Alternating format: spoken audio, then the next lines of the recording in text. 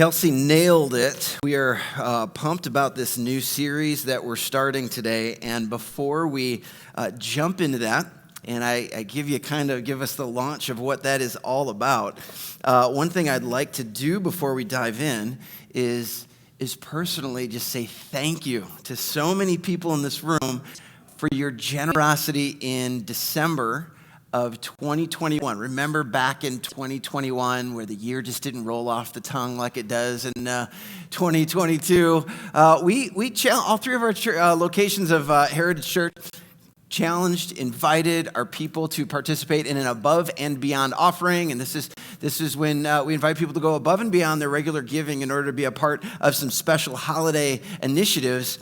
I want to say thank you for what you did. You want to know what you did? You, Heritage, along with our other two campuses of our church, you gave $90,000 to the Above and Beyond offering this year. And that is well deserving of some woo. Like, that blew us away, and it's allowed us to have an incredible impact. With this offering, we were able to begin work on a real, just kind of a bucket list item for our church, is to find more and more ways to walk with people who come to Heritage Church in person, come to Heritage Church online, and they get brought to the decision of giving their life to Christ. And it's our dream to figure out how far we can walk with them as far as we can until God sends them somewhere else in the world.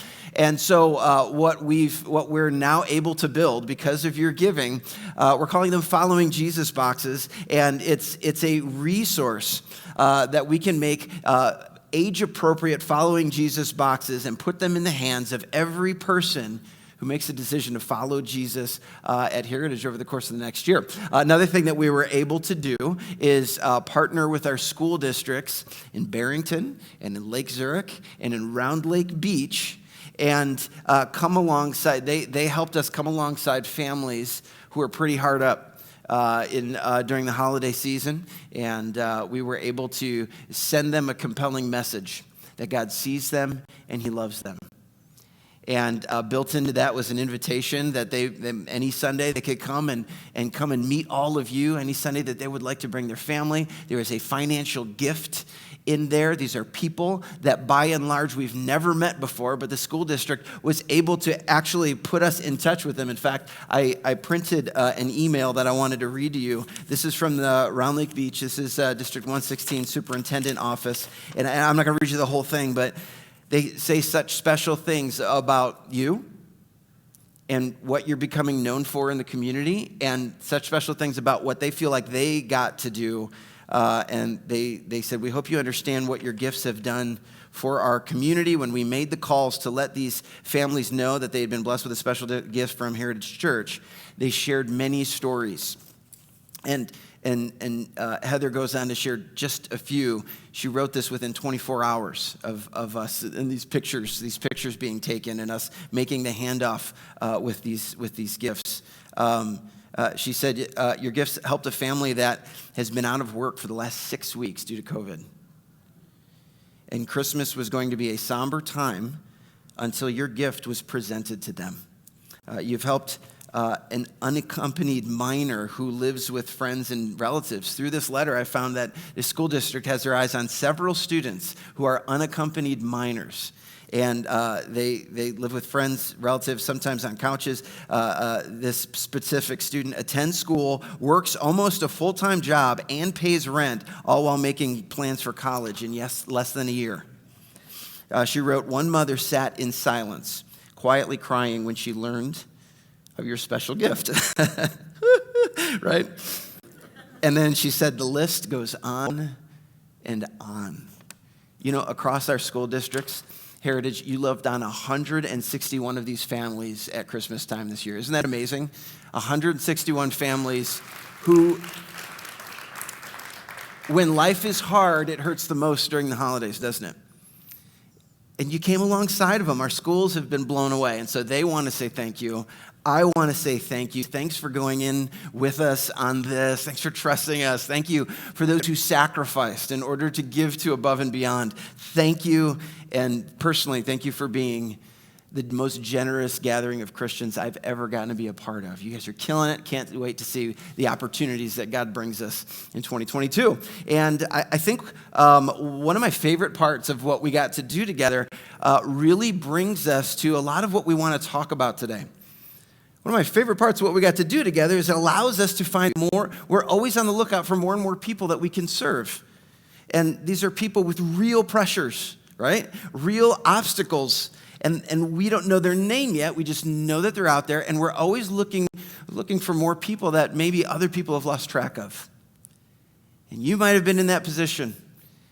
And people didn't know what you're actually going through. It's the easiest thing in the world in that position to feel like God does not know your name. He is not paying attention. Am I right? And this is an opportunity to connect with people that the rest of society has lost track of. And we all know how annoying it is to lose track of something important. That's really what I want to talk about today. You and I hate losing important things. I read some statistics about this in this past week. The average person apparently loses track of something or some things 9 times a day. You believe that? 9 times a day, we're murmuring to ourselves, now what did I do with my, fill in the blank? And I realize there's room for a lot of different personalities here. There are people here who think that number should be more like 3. And I'm here to tell you, I'm one of the people bringing us back up to 9, okay? That's why the average is where it is. I don't think I'm alone on this. I think a lot of people can connect with how irritating and how frequently we lose track of things. And so I did a little internet scouring, and I've been able to come up with a top 10 most common items that we lose track of, all right? It's going to be fun. We're going to do this in our classic David Letterman style here. I'm going to ask for a drum roll for a second, but what I'm going to ask you to do is just agree, okay? If there's any item on the top 10, and that's you, this is your permission to groan loudly. Let's hear it right now, practice. And just point to yourself. Put your hand up. It's like, that's me, all right? Because we don't groan during the sermon, right? That's not what we do. This is your one, it's your one chance. Also, you can groan loudly if you're sitting next to somebody you know very well. And this goes like this. Oh, you may also do that. Are you ready? Y'all shaking up? All right. Can I get a drum roll, please? Top 10, folks. Most common items we lose track of. Number 10, wallet. Okay. Number 9, where's my phone? Number 8, where's my pen? Number 7, where are my keys? Number 6, where is the remote? Couch cushions, Cheerios, where's the remote? Number 5, where's my AirPods or my headphones? And for those of us who have AirPods, when you find your AirPods, you find all your earwax, which I know is gross, but those of us with AirPods know exactly what I'm talking about. Number 4, winter apparel. Where's my gloves? Where is my hat? Where is my scarf? Number 3, where are my glasses? Number 2, where's my personal applicant? This is where's my chapstick. This is where's my lipstick. And the number 1 common thing we lose is, number 1, where's my sanity? Looking for the things that I lost. Oh.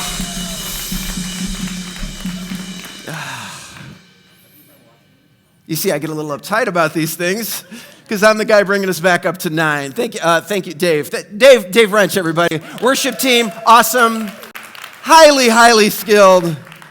Oh, losing stuff is annoying for all of us.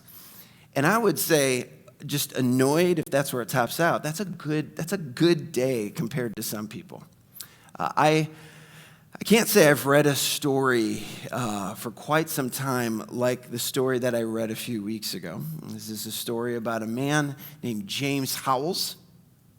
You may know the name. He's a 35-year-old guy in the UK. He's an IT dude. He's always been kind of a techie at heart.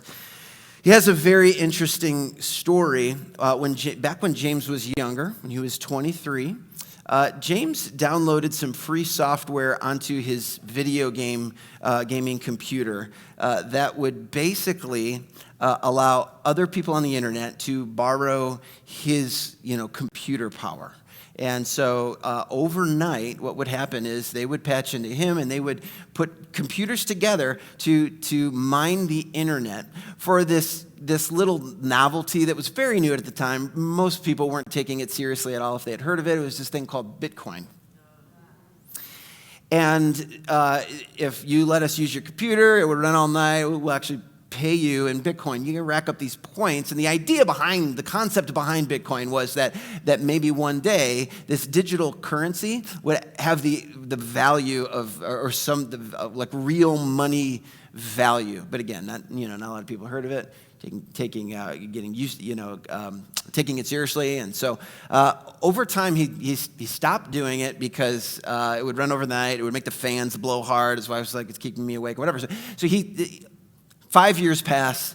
He had long stopped doing it, and a day came where he was just kind of purging his office and his apartment of broken mouses and video game cards that had been outdated, and so in the bags went this video gaming computer that he had used for this, even though the hard drive had actually racked up a fair amount of Bitcoin. So out in the trash it went, and then very quickly he realized, man, it's a mistake. I've never thrown a hard drive before. In fact, he had the thought before he went to sleep, I should pull the hard drive and then throw the rest away. But actually, as the story goes, his wife sort of beat him to it, took the garbage out, and out it went. Now it's 2021, and 2022. We got to practice that, don't we?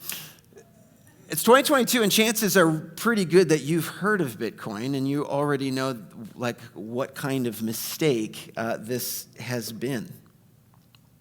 And what might be just as bad for James, Mr. Howells, is that not only does he know that hard drive is just out there at the landfill somewhere, but he still has the ability to check in online and know exactly how much his digital stash is worth. Bitcoin works this way. The concept behind it is if you don't have the digital key, it's a 64-digit thing, then you can't. Then nobody will be able to steal it from you. That's basically the thing. And so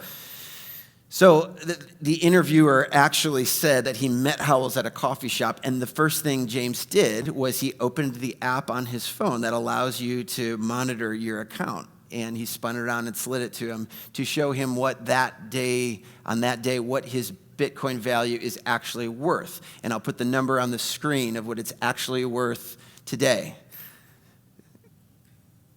Here's the number. That number is going to come soon. And it's not a small number. It's a 9-digit number with no dots in it. Now, I just want you to look at that number, and I want to ask you a question. What would you be willing to do in order to get that back? It's yours, and it's out there. What would you be willing to do? Just think about it for a second. Because James has. And over the past 8 years, he has spent that time developing a sophisticated strategy for actually finding that hard drive. Because the fact of the matter is, sure, it's at the landfill, but it's there. And it's his. Over the past 8 years, he has long dialed into what sector of the landfill it most likely is. He has had countless meetings. He has met with local authorities and pleaded with them for the permission to go scavenge. He's met with people who will seriously invest and go in with him on this in order to recover that number. He's spoken to countless experts. Experts in the field of location technology, experts in the field of science that's involved with how waste decomposition actually behaves. Like, you'd have to really read the story yourself to be fascinated with all the things he's thought of that are really good ideas in order to get this hard drive back. And under any other circumstances, you would ask yourself, why would anybody be so obsessed with finding one lost thing? Why would they dump so much energy and imagination in trying to locate a single lost item? And I'll give you one reason why, and I'm going to put it on the screen right now. It's $533,963,174. There is so much value that pretty much anything you do, no matter what it cost you to get it, it would be what? It would be worth the cost. Does that make sense? That you know that whatever scheme you had to cook up to just get near where you think it might be, it would be worth it by any means necessary to recover what was lost. I know it's got your blood pumping a little high, but I want to give you a really important story that comes straight from Jesus. It's about finding lost things, and we're going to, in large part, we're going to put it on the screen, but I want to invite you, if you love to follow along, this is where you find it in the Bible. It's in a place called Luke 15. Luke 15. If you have a Bible, brought a Bible, borrow a Bible, have a Bible app. In Luke 15, Jesus is teaching a very important, a very broad crowd about God, about heaven, about the future, about things that matter to everybody. And he reads the room, and he sees some behaviors, and he realizes this is the perfect time to tell people the truth about God. And so he launches into story mode. And if you look at verse 4, it says, Jesus told them this story. If a man has 100 sheep, he's got 100 sheep, and one of them gets lost, what will he do? Now, I realize we don't have a lot of shepherds in the room right now. You might be able to think about what it might be to own 100 sheep. Maybe you live on a farm, you got 100 cats in the barn. I don't know what you got, but 100 sheep, one wanders off. And by the way, that's annoying, right? Hate when your kid gets lost in the store, I got 4 others. We play these mental games with ourselves as parents. And sometimes, you might think, well, he's got 99 sheep anyways. One wanders off, serves him right. I'll just let it go. I'll just let him wander. Maybe you just cut your losses. No, what Jesus says is actually not a surprise. It's very relatable to the crowd because Jesus' answer would have been their answer. You got one sheep that wanders off. What would he do? Well, won't he leave the 99 others in the wilderness and go to search for the one that is lost until he finds it? He'll search outside. He'll search day, night. He'll just keep going. And it doesn't put a lesser value on the 99 that, probably are hanging out where they're supposed to be. I mean, they're fine. He feels the same about all, but he's got one that's lost. And he's alone, scared, in jeopardy, trying the wrong things in order to be where he's always meant to be. And Jesus doesn't, what we have in Luke 15, he doesn't even break, and he goes right into another story. You can look at verse 8. He says, or suppose a woman has 10 silver coins, and she loses one. Now, again, this isn't hard for the crowd to relate to. I feel like I've hurt my fingers plenty of time digging through the cracks of my car trying to find a quarter. So here's a woman who's got 10 silver coins, and she loses one. What's she going to do? Well, we can relate to that. When something of extreme value slips through the cracks, what would we do? I mean, scholars look at this, and culturally, in their context, they suspect that Jesus is saying something that they all can relate to, that this woman, that we're alluding to her dowry. And this is like a financial gift that's a very symbolic sort of piece of inheritance from her family. It's a financial piece that was designed to be a blessing going into any potential of a marriage. And so this is something that there's a lot of sense where it's like, well, you just make more money. It's not like that. It's not just has value, but it has sentimental value. She can relax. No, Jesus says, well, wouldn't she Won't she light a lamp? Not going to wait till morning. She's going to light a lamp because it's a day before you have a flashlight on your smartphone, right? And won't she sweep the entire house?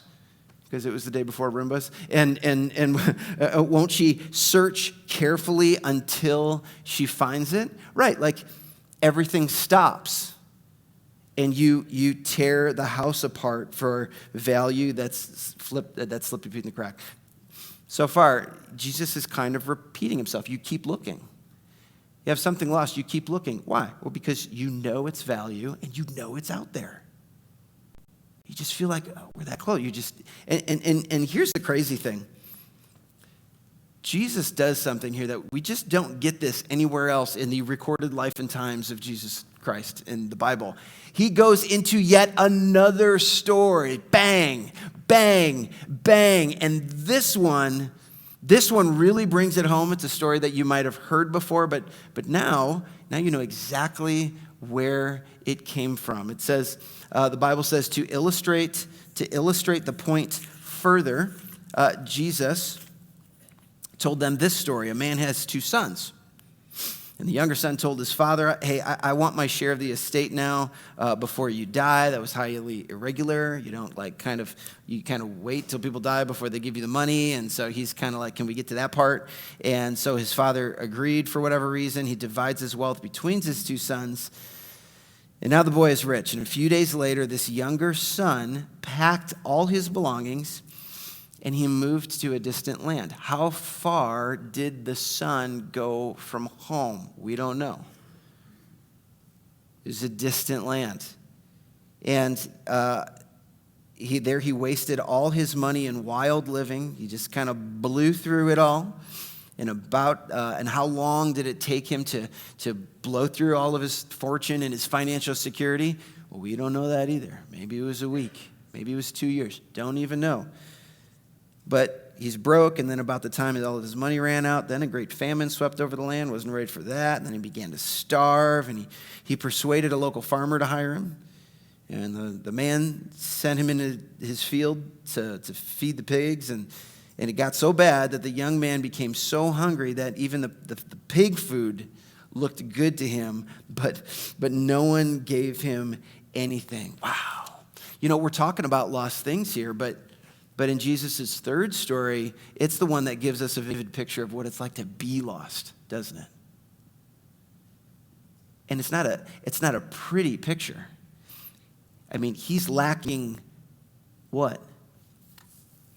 Like all the essentials of what it means to be alive. Like he's lacking purpose. He's lacking identity, significance, security, human connection, hope for tomorrow. The list goes on. And as the story goes, a moment comes where he decides to pick up and embark on a long journey home, fingers crossed that he might be welcomed there when he gets there. And a few verses later, it says that while he was still a long way off, his father saw him coming. Now, I look at that line and I realize it fits in with the owner of the lost sheep and the owner of the lost coin. The father is always going to scan the horizons for his kid to come home, right? Because what parent of a missing kid ever stops doing that? That's what we know. You keep looking because the matter's at the front of your mind. You know its value and you know it's out there. So I want to ask you, as we look at these stories, what do you think that Jesus is doing for his crowd, for them, for us? I'll tell you, and this is very, very important, not just for today, but for our entire series. Jesus is teaching us about the heart of God and how it behaves towards people like you and me when we are far from him. Missing sheep, missing coins, missing sons and daughters. To God, if it's lost, if it's far from him, he notices immediately, and it only takes one. It only takes one to hijack all of his attention, to hijack all of his passion. And I think Understanding this from Jesus is huge for anybody like you and me who has ever wondered, what's God really like? Like, what's really in God's heart? Like, what's really on God's mind? This, my friends, is where we hear it. Jesus got a very broad crowd that he's telling stories to. He's teaching them. If you go to verse 1, you see that there were people in that crowd that Jesus knew had tons and tons and tons of church experience, religious experience. They knew a lot of truth. Some of them had memorized the entire Bible by rote. There were other people in that crowd who didn't know anything like that. And they live a lifestyle that was so opposite of those people. And they were all in the crowd. And Jesus wants everyone to know, just like Jesus wants everyone to know, in this very broad crowd, variety of backgrounds and beliefs, and all of us trying to take a step forward, and all of us sort of kicking the tires on what's the truth of the Bible? What is God really like? And today is the day. And now's the time for you to hear it from Jesus straight. If you're a note taker, I'm going to give you 4 ideas. They come straight out of God's word. Here's the truth about God. Number 1, this is what we learn, that God sees the extreme value in lost people. God sees the extreme value in lost people. He sees it. He recognizes the priceless divine image that each person was created with. We see this at the very beginning of the Bible, Genesis chapter 1. He sees that they were made special. He sees his divine image, that imprint on their life.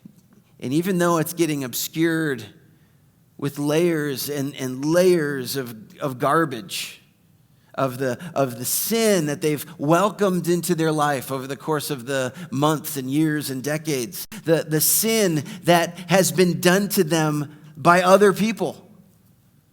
All the things in their life that were never supposed to be, that make them what they are. God is undeterred. He still sees the value. He sees what that person personally means to him. He has never not recognized that they were created. You and I were created to be in a loving, trusting, life-giving relationship with him. Comparatively speaking, everything changes after that point. But as long as they're far from him, for God, there's a hole there. There's a gap. Not a moment passes when he isn't reminded of the value that's still out there somewhere. And this for me the longer I've followed Jesus, I wonder if you can relate to this. The longer I've followed Jesus, the bigger and bigger and bigger that wonder has become. I thought I would get used to this, but it's only moving in the opposite direction. What's the wonder? This is the wonder, is that no matter where I am, no matter what day it is, morning or night, I will never lock eyes with another person who does not have monumental value in God's eyes. Never. And why this is so weird for me is because I don't know. I'm sorry if I'm the most unspiritual person in the room. I'm ready to admit that if that's true. But the longer I live and the more places I go and the bigger the internet gets, there's something in me that keeps thinking that I found somebody. Like I found somebody that God would take a pass on. I don't need to chase that. It's like, I'm good. It's like, oh, here's somebody that's this is the kind of person who's too far gone. This is the kind of person, somebody like this? This person is too hard-headed. They are too wounded. They're too lacking in promise or potential. Do you know somebody like that? Like, is somebody jumping to mind for you? Because Jesus wants you and me to know that whenever we think that, we are dead wrong. On the spot. Jesus says, if you want to know God, you want to really get to know him, then know this. Every person, no matter how far from him, is worth whatever you have to do. Worth whatever scheme you would have to cook up just to get near where you think they might be, by any means necessary to recover this one that's lost. That's the value. That's the value that they have and they hold. So, you want to know God? Here's the truth. 1, God sees the extreme value in lost people. Second thing is that God fully believes that those lost people can be found. That's important too, right? One, that it's worth pursuing, and two, that we can actually do it. God's got no trouble believing that very, very, very, very lost people, very real, he'll agree, very far away. He's got no trouble believing that they can be recovered. Now, you and I, again, this is where you and I tend to be different from God. You and I may struggle to believe that, but God knows different. I mean, have you ever like run into somebody who you just didn't believe that they could come back because it just looked like life was going too good for them? You know what I'm talking about? Like, in the story of the prodigal son, somebody makes a decision, goes out, eventually comes to a place of breaking, and then finds a way back. And for you, you're like, okay, well, I know somebody, but if they're the prodigal son, if that's the prodigal daughter, they're still in the happy part of the story, where they're still so jazzed to like embark on an adventure that puts more and more and more distance between me and God. You know somebody like that? They just look like they're having too good of a time, and there's nothing really in their life that says, bro, this is a bad idea. They're not, there's no sign of desperation. They feel fine, wise, justified. And so this is where you and I struggle. We look at that and we go, okay, well, I don't know. Maybe they don't need it. And I want you to know something. If that's hard for you to believe, you and I have a safety net. You and I don't have to be as good at believing these things as we think we need to. Here's what we need to be good at: believing God who believes it. So just trust God on this. There's nobody who's too far gone. There's nobody. Isn't that freeing? So, okay, well, I'll buy into God on this. There is nobody too far gone. There's nobody under too many layers of brokenness or pride or dysfunction or wrongdoing that cannot eventually make it back into God's arm. Wow. If they're not dead, it's not done. It's possible for the one. For any one, he is still on a long search. He is still tearing the house apart. God still has a huge welcome party on hold for the moment. It's totally possible. Truth about God, we've always wondered. Number 3, Jesus is like, you got to know this. God's best day is when the lost are found. God's happiest day. Every story Jesus told about something lost in Luke 15 has this incredibly happy ending. I read to you, and when he, that determined shepherd, has found it, his lost sheep, will he not joyfully carry it home on his shoulders? And when he arrives, he's going to call all of his friends. You know, the people you say who know you've been looking for your keys everywhere, your phone, they feel bad for you. He's going to call all his friends and neighbors. He's going to call people who get it. And he's like, come on over and rejoice with me because I found my lost sheep. And when that stubborn lady who finally finds her lost coin, she is going to call all her friends and neighbors and say, hey, rejoice with me. Oh, I found my lost coin. And then he says, and when that lost son finally comes to his senses, even though he's still a long way off, his father's going to see him coming.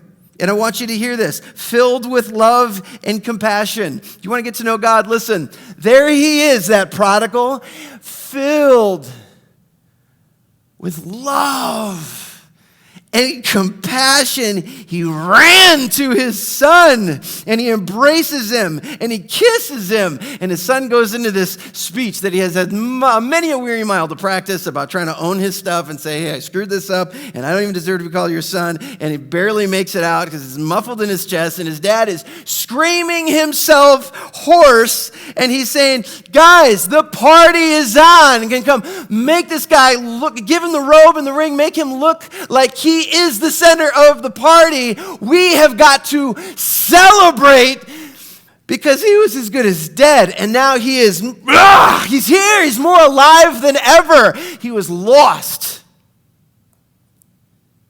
Like untraceably lost. And now he's found. Woo! Like when you have that moment, everything changes. You realize that's what's been on hold. And if you're close to God, if you're a person that's close to God now, because you've put your trust in Jesus to bring you close to God, then you know something, right? Like you know this moment was about you at one point, right? Like you do know that this is how God feels about it. He feels about you, that he's filled with love and compassion for you, and he has an embrace for you, that once he gets his arms back around you, he is never going to let you go. He is never going to let you go. And it was your name on the banner.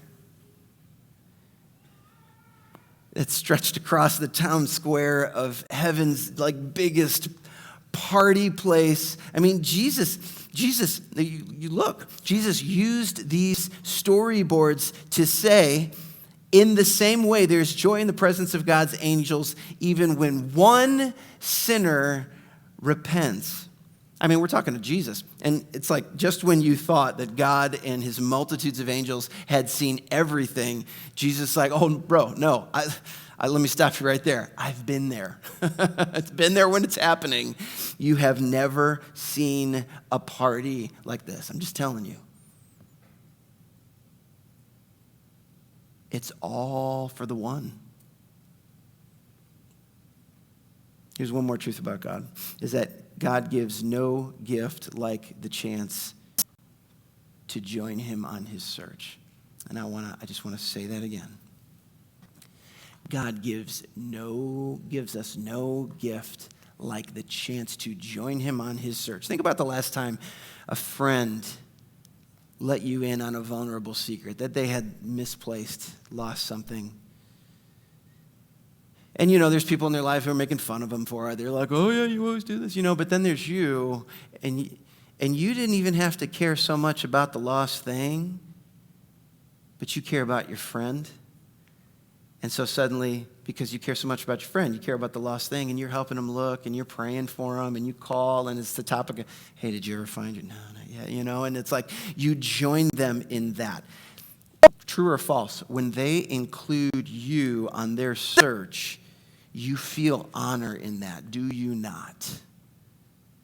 Because they're bringing you in on something that is close to their heart. And I want you to know that you and I get included. There is a moment that comes in the life of Jesus after this where what's going to happen is after he talks to the crowds about lost things, probably multiple times, he's going to go to the cross and he's going to do what he was sent to do, which was be a ransom sent from heaven for lost people, including me. He's going to go to the cross. This is going to cost him his life. And then 3 days later, if you know the Easter story, he is going to walk out of the grave, proving that he has not just conquered the power of sin, but what sin always leads to, which is death. Quite powerful. And then there's going to be a little bit of time before he returns to heaven. And before he returns to heaven, he is going to say this. I'm going to take you to a key passage for this entire series. Matthew chapter 28. Jesus tells them, I have been given all authority in heaven and on earth. And so therefore, here's what we're going to do. Go. I want you to go and make disciples of all the nations. I want you to get them all in, baptizing them in the name of the Father and the Son and the Holy Spirit. I want you to teach them, these new disciples, to obey all the commands I've given you. And be sure of something. As you go looking, I'm going to be with you. Every step of the way, even to the end of the age. The enormous gravity of this moment, these lines in Matthew 28 have been known across the Bible as the Great Commission because of Jesus' pivotal word, go. We're not going to wait for untraceably lost things to come to us. We're going to go. We're going to figure this out. We're going to put a plan together. Welcome to the search party.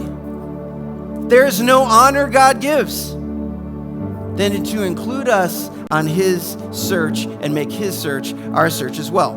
Listen, closeness to God, I'm putting this on the screen. Closeness to God means that you and I see what he sees, we feel what he feels, and we pursue what he pursues. See that? That's what closeness to God is. We see what he sees, we feel what he feels, and we pursue what he pursues. It's for that reason that we have labeled this series For the One. No exaggeration. It's because this series of sermons will be the most important package of series or sermons that we may ever preach in this church. They give such clear instruction to everything we do in the rest of January. Just a little forecast here. We're going to unpack the actual heart of God that's exposed in Luke 15. We're going to see this invitation to join the search for lost people, like in Matthew 28. And then one more passage, Acts chapter 2, is going to show us how a church of people act on that every week of the year, every day of the year. We're going to see how these passages combined make it clear how we use our worship gatherings and our fellowships to reach the one. And how we use our homes and our relationships to reach the one, and how we use any opportunity we get in society, in our communities, all across the world in order to say yes to the Great Commission of joining God's search party to find lost people and bring them home. Bring them home. That's what today has been designed to start. Today's been designed to start you and me in a very personal place of getting some alignment in our hearts with God's heart. Kind of assess how close or how far off are we on this. To know what's in God's heart, what's on God's mind, and to understand this. It's very simple. God's heart is for the one. God's heart is for the one. We're going to end our time together. We want to provide for you a chance to really reflect on this. This is going to grow us in our hearts. I want to encourage you to take on a private posture right now where you're just free to bow your head. You're free to close your eyes and just kind of breathe in and do some business directly between you and God, who's been present for this whole service. Wants to be very present with you. And the team is going to, in a minute, the team is going to sing a prayer over you that I want to encourage you to see how many words of this prayer you can adopt for your own heart. But over the course of these moments, let me coach you on how to reflect. Eyes are closed. And here's what you can reflect on. 2 questions. 1, is my heart aligned with God's on this? Do I feel the missing one like God does? Do I celebrate the missing one? Where am I at on this? And here's the second thing you can reflect on in these moments, is who's your one? God's got a one, and that person's been in your path, you're in their path. Trust God to bring the faces and names to mind that you should be focusing on this time. We're going to spend this moment to just